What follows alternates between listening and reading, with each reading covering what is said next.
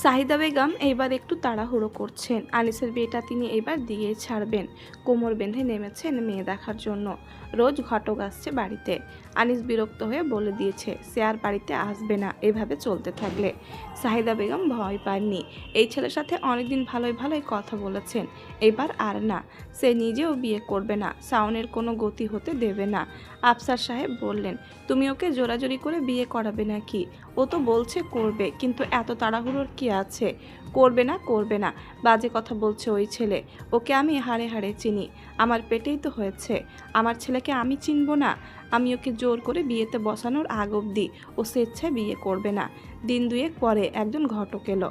তাসনুভা উঠোনে এসে তার এমপ্লয়ীদের সাথে কথা বলছিল। ঠিক তখনই ঘটক তার পেছনে দাঁড়িয়ে কাশলেন। তাসনুভা কাশির শব্দ শুনে ঘাড় ফিরিয়ে তাকালো। ফোনে কথা বলা শেষ করে সালাম দিয়ে বলল, কাকে খুঁজছেন? আব্বু বাসায় নেই। আনুসুজ্জমানের বাড়ি কোনটা আম্মা? তাসনুমা আঙুল দিয়ে দেখিয়ে দিল ওই দিকে। আপনি কি এই বাড়ির বউ নাকি? জি না, মেয়ে। বিয়ে শাদী হয়নি? জি না। ঘটক বলল, আমি ওই বাড়ির ছেলের জন্য একটা মেয়ের খবর নিয়ে এসেছি। তাসনুমা কপাল কুঁচকে বলল, আনিসুজ্জমানের জন্য? জি আম্মা। তাসনুমা ঠোঁট বাঁকালো। উনি তো পটিয়ার মহানায়ক। রোজ একটা একটা ঘটক আসছে। এত এত সম্বন্ধ দেখে উনি ভাবের ঠেলায় মহাকাশে উঠে গেছেন। নামাতে পারেন কিনা দেখুন। ঘটক বলল, ছেলে কেমন বলতে পারবেন আম্মা? কেমন মানে স্বভাব চরিত্র আর কি? দেখতে তো মাশাআল্লাহ। ছেলের কোনো খারাপ রেকর্ড নাই তো? সেটা আমি কি করে জানবো? পাশের বাড়ির ছেলেমেয়েরাই জানে স্বভাব চরিত্র সম্পর্কে। সরি আঙ্কেল, আমার এত সময় নেই পাশের বাড়ির ছেলে নিয়ে রিসার্চ করার। কি করার? আই মিন খোঁজ খবর রাখার। তো আম্মা, আপনার বিয়ে শাদী হয়নি কেন? আমি করিনি তাই? করেননি কেন আম্মা? তাসনুভা রেগে যাচ্ছে, কিন্তু নিজেকে সামলে নিয়ে বলল, ইচ্ছে করে করিনি। বিয়েতে আমার ফোবিয়া আছে। ওটা আবার কি? আতঙ্ক। আতঙ্কিত হবেন কেন? কারণ পুরুষ মানুষকে আমি বিশ্বাস করি না। তওবা নাউজুবিল্লাহ, এরকম কথা বলতে নাই আম্মা। বিশ্বাস না থাকলে তার ঈমান নাই। আচ্ছা, আমার ঈমান আছে কি নেই সেটা আমি নিয়ে ভাববো। আপনি আনিসুজ্জমানকে মহাকাশ থেকে নামান, দেখুন কাউকে ওনার ঘাড়ে ঝুলিয়ে দিতে পারেন কিনা। আমি আসি বলে সে চলে যাচ্ছিল। হঠাৎ থেমে গিয়ে ঘটকের দিকে ফিরল। বুকে হাত ভাঁজ করে দাঁড়িয়ে বলল, আপনার আতরের ঘ্রাণ করা, ভালো না। বলে চলে যেতে গিয়ে আবারও থেমে বলল, ও হ্যাঁ, যার জন্য সম্বন্ধ নিয়ে যাচ্ছেন তার কাছ থেকে মোটা অঙ্কের টাকা নিয়ে একটা ভালো ব্র্যান্ডের আতর কিনবেন। এটার ঘ্রাণ তো কড়া। যেদিকে যায় সেদিকে সবাই প্রশংসা করে আম্মা। কড়া ঘ্রাণই তো সমস্যা। এইসব সস্তা আতর ইউজ করে কোথাও গেলে মানুষ আপনাকে সস্তা ভাববে, টাকা কম দেবে, বোঝেননি? বুঝলাম আম্মা, এমন সৎ পরামর্শ দেওয়ার জন্য আপনাকে দোয়া করে দিলাম। খুব শীঘ্রই আপনার বিয়ে শাদী হবে। আর একটা কথা বলে যান আম্মা। কি কথা? ছেলেটার খসিয়ত শুনছি ভালো, সেটা নিয়ে সন্দেহ নাই। শুনছি ব্যাংকের চাকরিতে 65,000 টাকা বেতন পায়। এটা সত্যি না মিথ্যা সেটা আমি কি করে জানবো? নইলে কাবিন কম দিতে চাই কেন? মেয়ের বাবারা তো এই জন্যই মেয়ে দিতে গিয়ে আবার পিছিয়ে যাচ্ছে। ছেলের মা বাপ বলছে 10-12 লাখ দেবে, কাগজেই তো লেখা থাকে সেটা। কিন্তু ছেলে বলছে 5 লাখ টাকা কাবিন দেবে। তার কথা হলো সে যা বউকে দিতে পারবে না তা কাগজে লিখে লাভ কি? কিন্তু আপনি বলেন আম্মা, এত কম কাবিনে কে মেয়ে দেবে? ছেলের মা বলল বিয়ে না করার জন্য ছেলে এমন ফোন দিয়াছে। এখন আমি কি করি? তাসনুভা কপাল কুঁচকে শুনে যাচ্ছে। কি আশ্চর্যের কথা! আনিস ভাই এত কিপটা? ওনার বইয়ের কপালে তো মহা দুঃখ আছে। তাসনুভা সরাক করে বলল, হয়তো অন্য কারণ আছে, আপনি ভালো করে খোঁজ নিন। আসি। আসসালামু আলাইকুম। ঘটক গলা টেনে টেনে সালামের জবাব দিল। বলল, আম্মা, আপনার জন্য কোনো সম্বন্ধ আনবো নাকি? তাসনুভা যেতে যেতে বলল, জি না, আমার বিয়ের ঘটক আমি নিজেই হব। এত বাজে আতর মাখা ঘটকের দরকার নেই। আনিসের ব্যাপারে বলতে বলতে সাহিদা বেগম কেঁদেই ফেললেন। সাইনা ফোনের ওপাশে এতক্ষণ চুপচাপ শুনছিল মায়ের সব অভিযোগ। এবার সান্ত্বনা দিয়ে বলল, আচ্ছা কেঁদো না। ভাইয়া রাজি না হলে তুমি জোরাজুরি করে তো পারবে না আম্মা। সংসার তো ভাইয়া করবে, তাই না? আমার মনে হচ্ছে ভাইয়ার মেয়ের পছন্দ হচ্ছে না। মানে যে ধরনের মেয়ে চাইছে ওই ধরনের মেয়ে পাচ্ছে না। আরে না, কি বলিস? এতগুলো মেয়ে দেখালাম, একবারও বলেনি সুন্দর না। প্রতিবারই বলে মেয়েটা সুন্দর আছে আম্মা, ভালো লেগেছে আম্মা, কিন্তু এত কাবিনে হবে না। এত কম কাবিন কিভাবে মানবে মেয়ের বাবা? সেটাই তো বুঝিয়ে উঠতে পারছি না। বলছে আমি কাবিনের টাকা ধরবো যতটুকু আমার দেওয়ার সামর্থ্য আছে, লম্বা পা টানতে পারবো না। সাইনা ওপাশে আবারও নীরব রইল। তার পাশে তাজদার বুকের ওপর মেয়েকে নিয়ে ঘুমিয়ে আছে। সাইনা কথা বলতে বলতে বাবা মেয়ের দিকে তাকালো। বুক থেকে গড়িয়ে পড়ে যাবে এমনটা ভয় হচ্ছে তার, তাই কিছুক্ষণ পর পর মেয়ের পিঠে হাত রাখছে। সে বাবার খোলা বুকের ওপর গাল লাগিয়ে নিশ্চিন্তে ঘুমাচ্ছে। কি বদ অভ্যাস হচ্ছে আল্লাহ মালুম। বাবা যখন থাকবে না তখন তার ওপর ঝড় যাবে। আমার নাতিন কোথায়? বাপ মেয়ে ঘুম। দুপুরে খেয়ে দিয়ে একটু শুয়েছে, রাতে নাকি কোথাও দাওয়াত পেয়েছে। ময়নাকে এখন ঘুম দিচ্ছিস কেন? রাতে জ্বালাবে না? জ্বালায়। বাপ মেয়ে উঠে খেলনাপাতি দিয়ে খেলা করে, দিনে আরও বেশি জ্বালায়। ওখানে সবার কোলে ঘুরতে ঘুরতে অভ্যাস হয়ে গেছে, এখানে কোল না পেয়ে কাঁদে। আর কয়দিনই তো, বাড়ি চলে এলে ঠিক হয়ে যাবে। তো দুপুরে কি রেঁধেছিস? কিছু রাঁধিনি, ফ্রিজে ছিল, গরম করে খেয়ে নিয়েছি। তওবা তওবা, তুই জামাইকে বাসি তরকারি খাওয়াচ্ছিস? বাসি আবার কি? মাংস আর মাছ রেঁধে রেখেছিলাম, ওখান থেকে কিছু ভুনা করলাম আর ডাল দিয়ে খেয়ে ফেলেছি। উনি তো অল্প করে ভাত খায়, আমাকে বলল আর সবজি না রাঁধতে, দুপুরে হয়ে যাবে, রাতে রাঁধবো কিছু একটা। দুলাভাইরা আসেনি? এসেছিল, ঘটকের সাথে চা নাস্তা খেয়ে আবার বেরিয়ে গেছে। তোর ভাই আমার জামাইগুলোকে পর্যন্ত শান্তি দিচ্ছে না, ওরা এত করে বোঝাচ্ছে। ও এক কথায় স্থির, বিয়েও করবে না এখন। মেয়ের বাপের কাছ থেকে নাকি একটা কানাকড়িও নেবে না, বেশি কাবিনও দেবে না, কোনো জোড়াগাথা আকদ আগে ভাগে হবে না, সোজা বিয়ে হবে। অল্প কিছু মানুষ গিয়ে বউ তুলে আনবে। এভাবে বিয়ে হয় এখন? তুই বল, এমন হাজি নওয়াজি কখন হলো এই ছেলে? আমি বুঝতে পারছি না। সাইনা এবার হেসে ফেলল। আম্মা বাদ দাও, তুমি জোর করে কোনো লাভ হবে না। ভাইয়া তার মর্জি মতো বিয়ে করবে, বাদ দাও, একদম চুপ হয়ে যাও। দেখবে তখন নিজ থেকে বলবে। আর ভাইয়ার পছন্দের কেউ থাকলে বলার সুযোগ করে দাও। সবাই মিলে এভাবে চেপে ধরলে তো বলার সুযোগ পাবে না। না না না, ওর কোনো পছন্দ নেই। ওই ছেলে করবে পছন্দ? কতবার বললাম মেয়েদের সাথে একটু ফোনে কথাবার্তা বল, কফি শপে গিয়ে দেখা কর, চা কফি খা। না, আমার পেটে এক ছেলে ধরছে, মেয়েদের সাথে কথা বললে ওর কান কাটা যাবে। শাওনের মতো হলেও এতদিনে 2-3 বাচ্চার বাপ হয়ে যেত। কিছুদিন পর চুলে পাক ধরবে, দাড়ি গোপ পেকে বুড়ো হবে। তোর ভাই তখন করবে বিয়ে। এক নাগাড়ে ছেলেকে বকাবকি করে থামলেন তিনি। সাইনা শান্তভাবে বলল, তুমি এরকম করলে তো জীবনেও রাজি হবে না আম্মা, তুমি একটু জিরো। বড় ভাইয়া কি বলে? ও কাল রাতে অফিস থেকে এসে অনেক বুঝিয়েছে, ভাইয়ের সামনে সাধু মাথা দুলিয়েছে, তখন চুপচাপ শুনেছে, কিন্তু ঘরে গিয়ে আমাকে বলল, আম্মা তুমি বড় ভাইকেও জ্বালিয়ে মারছো? কত বড় বেয়াদব ছেলে দেখেছিস? আমি নাকি আমার ছেলেকে জ্বালিয়ে মারছি? সাইনা এবার শব্দ করে হেসে ফেলল। হাসি থামাতে থামাতে বলল, তুমি বলো তুমি ছোট ভাইয়ার জন্য বউ নিয়ে আসবে, তখন লজ্জায় মত দিয়ে দেবে। ওই বিয়ে পাগল ছেলের বিয়ের নাম ধরবো আমি? টাকা পয়সা যা কামাই আমি তো চোখে দেখি না। 1 কেজি আলু আর 1 কেজি মাছ এনে দিয়ে বলে, আম্মা আমার বউ বাচ্চা নেই, মনে রেখো এগুলো অ্যাডভান্স দিচ্ছি, পরে আমার বউকে বলতে পারবে না তোমার জামাই বিয়ের আগে খরচাপাতি দিত না ঘরে। এই বেয়াদবকে বিয়ে করাবো বলতে হবে না, একটু ইঙ্গিত দিলে পরদিন বউ নিয়ে হাজির হবে। তারপর আমার কাঁধে বইয়ের ভার বহন সব তুলে নিয়ে সে কেটে পড়বে। ও আল্লাহ, তুমি আমার পেটে এত রকমের ছেলে কেন দিলে খোদা? সাইনা বলল, আর কোনো উপায় তো দেখছি না। ও সানো, হ্যাঁ বলো। ময়নার আব্বাকে একবার বলে দেখবি কি আনিসকে একটু বোঝাতে?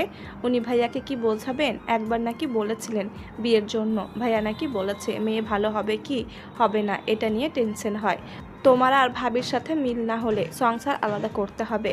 সাহিদা বেগম এতক্ষণ পর একটু চুপ করলেন, শান্ত কণ্ঠে বললেন, কি বলিস? এরকম বলেছে? ও মা, বড় বউয়ের মতো না হলে আলাদা থাকবে, সমস্যা কি? তাই বলে বিয়ে করবে না?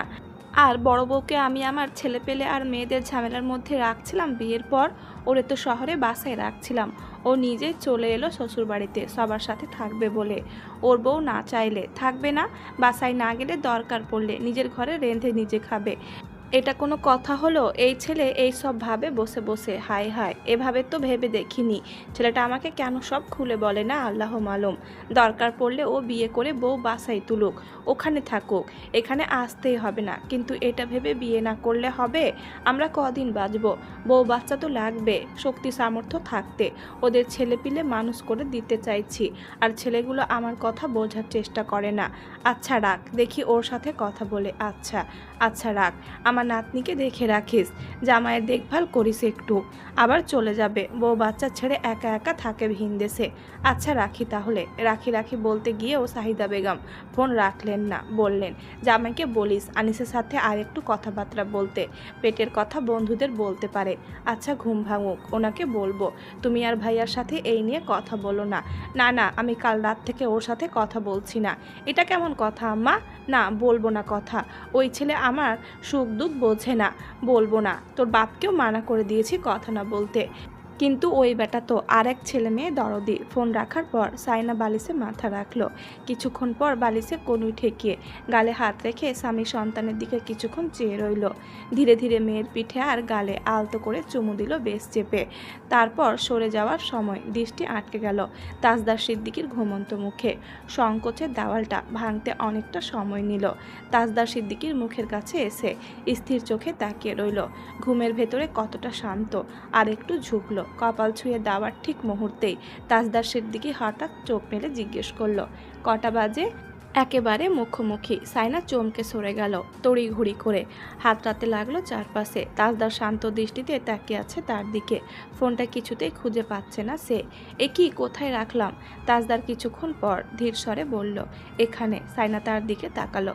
তাজদার তার পাশ থেকে ফোনটা তুলে তার দিকে বাড়িয়ে দিল। মুহূর্তেই সাইনার গালে লজ্জা লালচে ছায়া নেমে এলো। সরি বলেই সে দ্রুত বিছানা ছেড়ে নেমে গেল, কিচেনের দিকে চলে গেল। তাজদার সিদ্দিকী ঠোঁটের কাছে হাত রাখলো। বাড়ির পেছনের দরজা খোলা মাত্রই দমকা হাওয়া এসে তাসনুভার চুল উড়িয়ে দিল। সাহিদা বেগমের হাসি হাসি চেহারা আর হাতে মিষ্টি দেখে সে জানতে চাইল, কার বাচ্চা হয়েছে? আল্লাহ চাইলে আগামী বছর বাচ্চা হয়ে যাবে। তোমার আনিস ভাইয়ের শ্বশুরবাড়ির মিষ্টি।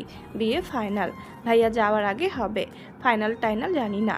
মেয়ের বাপ ভাই ঘর বাড়ি দেখতে এসেছে, সাথে মিষ্টি নিয়ে এসেছে। এই নাও, এগুলো রাখো। কাউকে দিচ্ছি না, শুধু বেয়াই বাড়িতে দিচ্ছি। বিয়ে ঠিক হলে পুরো বাড়িতে মিষ্টি বিলাবো। বিয়ে কবে নাগাদ হতে পারে? ভাইয়া তো আর 3-4 দিনের মতো আছে দেশে। জামাই যদি আর 1 সপ্তাহ সময় নেয়, তাহলে আগামী সপ্তাহের মধ্যে বউ নিয়ে আসতে পারি কিনা দেখি। এত আয়োজন তো করবো না, কিন্তু তোমাদেরকে দাওয়াত দেবো মা। তোমাদের ছাড়া কিভাবে খাবো? তাসনুভা মিষ্টির প্লেট নিয়ে বলল, খুব বেশি দেরি হয়ে যাচ্ছে না? কালি বউ নিয়ে আসা যায়, ভাইয়াও দেখে যেতে পারলো। সাহিদা বেগম সরল মনে বলে গেলেন, ওই ছেলের কথা আর বলো না মা। তবে এইভাবে হুট করে কথাবার্তা আগাবে আমি ভাবতেই পারিনি। তোমার আনিস ভাই শেষমেশ মত দিয়েছে। আমি এত দুশ্চিন্তা করছিলাম দেখে বলেছে, যেটা আমি পছন্দ করে নিয়ে আসবো ওটার সাথে সংসার করবে। আল্লাহ মুখ তুলে চেয়েছে। প্লেটটা দিয়ে ফেলো মা। তাসনুভা মিষ্টি রেখে প্লেটটা ধুয়ে ফ্রিজের কাছে গেল। ফ্রিজ খুলে প্লেট ভর্তি কালো আঙ্গুর নিয়ে সাহিদা বেগমের দিকে বাড়িয়ে দিল। সাহিদা বেগম বললেন, ধুর, এই মেয়ে করে কি? ঘরে ফলমূলে ভরে গেছে, খাওয়ার মানুষ নাই। রাখো এগুলা, তুমি খাও, অনেক শুকাই গেছো। অবিবাহিত মেয়ে মানুষের শরীর তেলতেলে থাকলে ভালো। আমার তেলতেলে শরীর পছন্দ নয়। নিজেকে ফিট রাখতে ডায়েট কন্ট্রোল করতে হয়। সাবরিনাও মাঝে মধ্যে করে। পরে জামাই দই মিষ্টি আনলে গপ গপ করে খেয়ে পরে নাকি কান্না কেঁদে বলে, আম্মা ওজন বেড়ে যাচ্ছে।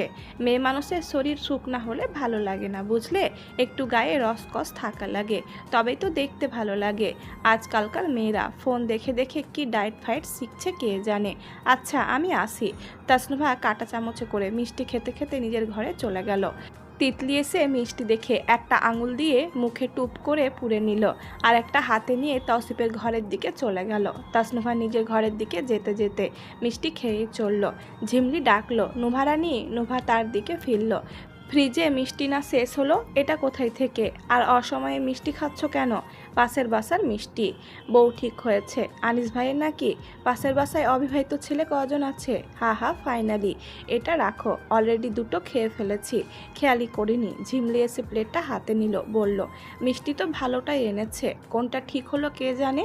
আনিস ভাইয়ের ফোনে ওই দিন যেটা দেখলাম সেটা হলে বেশ ভালো হবে।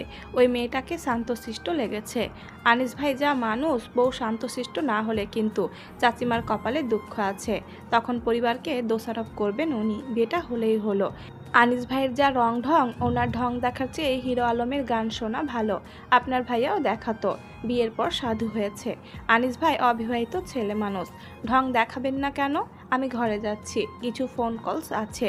আমি মেজো ভাইয়াকে ইনফর্ম করেছি, ফ্ল্যাটে গিয়ে উঠবো পরশু। কিছু ইনফ্লুয়েন্সারদের সাথে ডিল আছে। মেজো ভাই তো চলে আসবে বউ বাচ্চা নিয়ে, তুমি একা থাকবে। সো হোয়াট, ওখানে আমার ফ্রেন্ডস আছে অনেক, ওদের একজনকে নিয়ে আসবো। জুথি রাজি হয়ে যাবে, ভাইয়া চলে যাবে, তুমি থাকবে না। কিছু করার নেই, নতুন কালেকশনগুলো এখনও পেজে তুলতে পারিনি, অনেক কাজ পড়ে আছে। তাসনুভা চলে যাচ্ছিল, ঝিমলি বলল, ইউ লুক ডিস্ট্র্যাক্টেড। এমনটা মনে হওয়ার কারণ, তাসনুভা সিদ্দিকী ভুলেও 1 চামচ চিনি বেশি খায় না, সেখানে 2টো মিষ্টি। বিশ্বাসযোগ্য, আই অ্যাম জাস্ট বোর্ড, কারণ আমি লস ফেস করছি। যে ইনফ্লুয়েন্সারদের সাথে কাজ করছি, সে এগ্রিমেন্ট পেপার অনুযায়ী কাজ করছে না। এমন চলতে থাকলে আমাকে অন্য কোনো প্ল্যান ভাবতে হবে। এদের বেশি প্রায়োরিটি দেওয়া যাবে না। নিজেদের কি না কি ভেবে বসেছে, অথচ সব কটার ব্যাকগ্রাউন্ড চেক করলে দেখা যাচ্ছে they have no qualification, just trendy viral presence আছে। বিজনেস কেন এই সো কল ভিউজ ব্যবসায়ীদের ওপর ডিপেন্ডেন্ট হবে? আচ্ছা, ব্যবসায় লাভ লোকসান থাকবে, এত টেনশন নেওয়ার দরকার নেই। আমি মেজো ভাইয়াকে ফোন করে কথাটা জানিয়ে রাখি, পরে নয়তো আমাকে বকবে।